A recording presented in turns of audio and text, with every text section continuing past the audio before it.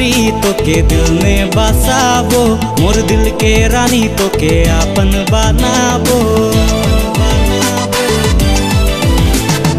आइजा गोरी तोके दिल में बसाबो, मोर दिल के रानी तोके आपन बनाबो। मोर निंदिया उड़ाई के, मोर चैन चुराई के, मुके दीवाना बनाई के तोई कहाँ गेले। मोर निंदिया उड़ाई के, मोर चैन चुराई के, मुके दीवाना बनाई के तोई कहाँ गेले। आइजा गोरी तोके दिल में बसाबो, मोर दिल के रानी तोके आपन बनाबो।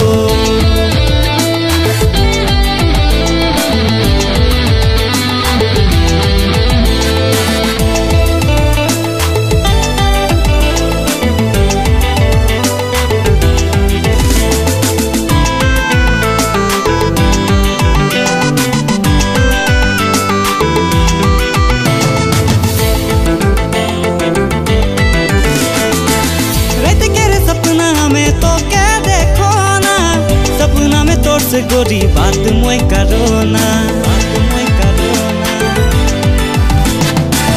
रात के रे सपना हमें तो क्या देखो ना, सपना में तोर से गोरी बात मोय करो ना। मुके दीवाना बना ले गोरी, मुके दीवाना बना ले, मुके दीवाना बना ले गोरी, मुके दीवाना बना ले। मोर सपना में आई के, मोर निंदिया चुराई के, मुके दीवाना बनाई के तोई कहाँ गेले। मुके दीवाना बनाई के तोई कहाँ गेले। आइजा गोरी तोके दिल में बसाबो, मोर दिल के रानी तोके आपन बनाबो।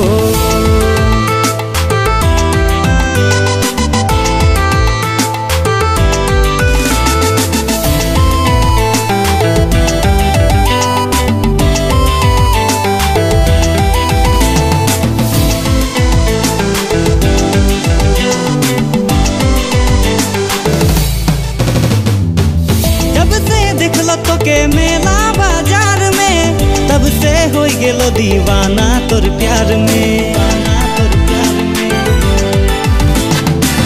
जब से देखलो तोके मेला बाजार में, तब से हो गेलो दीवाना तोर प्यार में।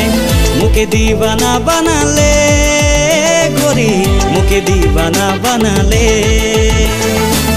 मुके दीवाना बना ले गोरी, मुके दीवाना बना ले। मोर दिल में तो आई के, मोर दिल के चुराई के, मुके दीवाना बनाई के तोई कहाँ गेले। मुके दीवाना बनाई के तोई कहाँ गेले। आइजा गोरी तोके दिल में बसाबो, मोर दिल के रानी तोके आपन बनाबो। मोर निंदिया उड़ाई के, मोर चैन चुराई के, मुके दीवाना बनाई के तोई कहाँ गेले। मुके दीवाना बनाई के तोई कहाँ गेले।